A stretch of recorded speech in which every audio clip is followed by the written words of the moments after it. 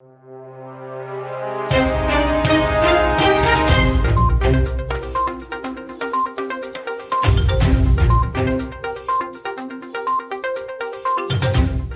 to War India News Hour.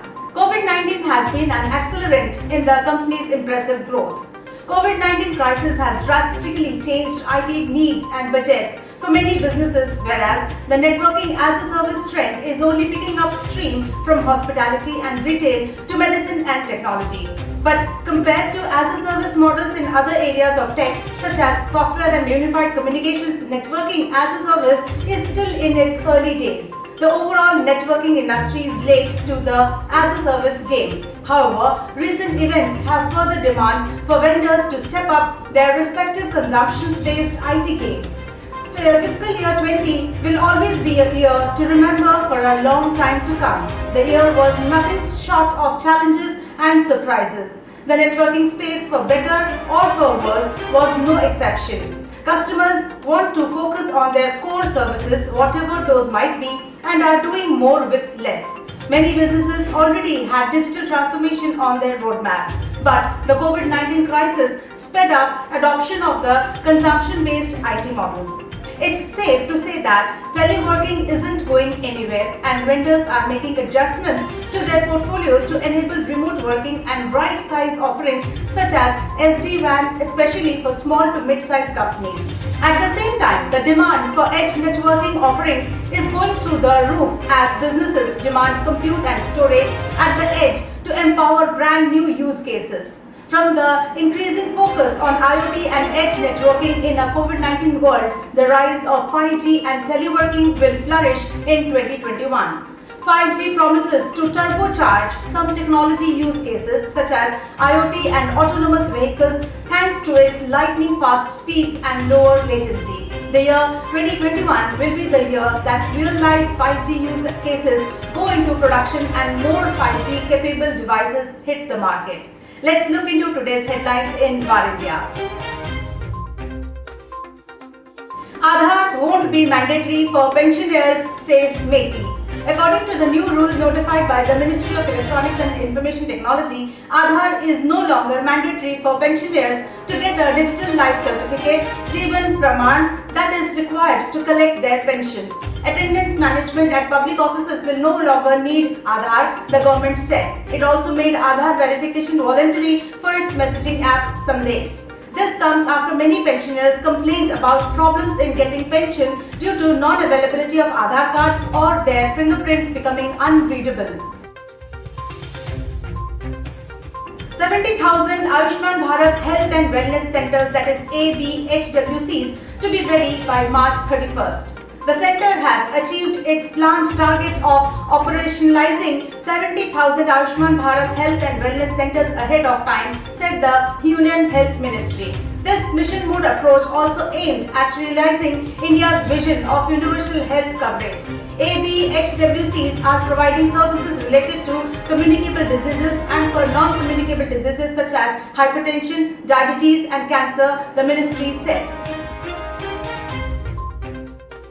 Selling of pharmacy through online is unauthorized, says CAIT. The Confederation of All India Traders has accused e-pharmacies like PharmEasy, MedLife and 1mg of violating the Drugs and Cosmetics Act 1940. In a letter to Union Minister Piyush Goyal, CAIT noted that the sale of prescription drugs and medicines through online medium is illegal. It further accused them of capital dumping and deep discounting leading to predatory pricing. Investor money was lost on account of the RIL rights issue brokerage issues warning. Since May 2020, when Reliance Industries Limited rights issue opened for subscription, customers of India's largest brokerage firm, Zerodha, have lost Rs 10 crores in expired rights entitlement by not applying for shares. Zerodha founder and CEO Nitin Kamath informed the investors that his new age brokerage will now warn investors who wish to apply for rights entitlement, that is RE, on the platform of the risks involved. Many retail investors buy rights entitlements without knowing that the value of REs will be zero if they don't apply. Fortinet acquires ShieldX to enhance cloud and network security. The importance of hyperconnectivity and expanding networks becomes paramount importance as the network edge stretching across the entire digital infrastructure, networking and security must converge. Last year, Fortinet had acquired OPAC Networks, which is into cloud security and networking innovations. To enhance the portfolio, Fortinet has acquired another company to cloud and network security startup ShieldX to give customers a more comprehensive view of end users, workstations and OT devices. Microsoft Teams adds new features to iOS and Android. Microsoft Teams app for Android and iOS devices have updated with new features to both the platforms. iOS users can now use live reactions during a team meeting or a one-to-one call. These reactions range from animated thumbs up to heart, clapping, laughter and more. For the Android users, the new update brings minor updates. Now anyone can sign in and join events with Teams for friends and family. They also have the ability to forward meetings to one person or more. Fake call centers in Delhi cheated rupees 10 crores from foreign nationals. Delhi police said on Saturday that 34 people have been arrested for allegedly running fake call centers and extorting money from foreign nationals. Saipad busts 2 illegal call centers operating in Uttamnagar area in Delhi. 31 operators and 3 owners are arrested. They have been duping foreigners in the name of Apple and McAfee tech support and were also engaged in social security number extortion. They have cheated thousands of over rupees 10 crores. The Delhi Police Cybercrime Cell took it to Twitter and informed about the illegal call centers. Barbecue Nation to come up with rupees 453 crore IPO on March 24th. The initial public offering of Barbecue Nation Hospitality, which operates the restaurant chain Barbecue Nation, has the plans to raise around rupees 453 crores at the upper end of the price band with an issue price of rupees 498 to 500 per share. Billionaire investor Rakesh Jhunjhunwala's investment firm Alchemy Capital holds over 2% in the company. The minimum order quantity of the IPO is 30 shares. A retail investor can apply for a maximum of up to 13 lots, specifically 390 shares or rupees 1,95,000. The shares are proposed to be listed on stock exchanges, BSE and NSE. Highways Ministry to tighten IT security after cyber attack threats, CERT alerts. The Ministry of Road Transport and Highways on March 21st has advised the departments and organizations in the transport sector to strengthen the security posture of their IT infrastructure. The agencies are being requested to conduct the security audit of the entire IT system on a regular basis, including NIC, NHAI, NHIDCL, IRC, IAHE, state PWDs, testing agencies and automobile manufacturers. They have been asked to take all actions as per CERT-in certified agencies' recommendations and submit the audit report and the ATR, that is Action Taken report, regularly to the ministry. Manesh Mahatme to head payments for WhatsApp in India.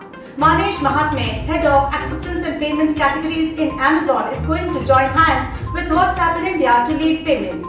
Mahatme was hired by WhatsApp at a time when digital messaging, shopping and payments are at a historic high in India and throughout much of the world. Mahatme is a hardcore payments professional. He will empower the missing link for WhatsApp, where there are opportunities in Indian digital payments market is promising to touch $135 billion by 2023.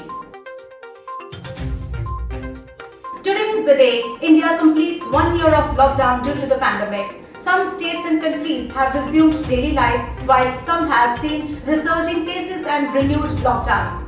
As vaccines are doled out, a complete return to normal still remains uncertain for many, but what's certain is the fact that the pandemic has fundamentally impacted several industries.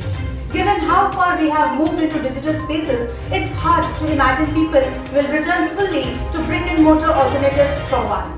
The technological changes inspired by COVID-19 will come in the form of an acceleration of existing trends, for example, industrial automation and contactless payments. In other cases, like virtual reality, 3D printing or telehealth, the crisis may change the course of the industry, enabling companies to demonstrate value that until now consumers have been unable or unwilling to see.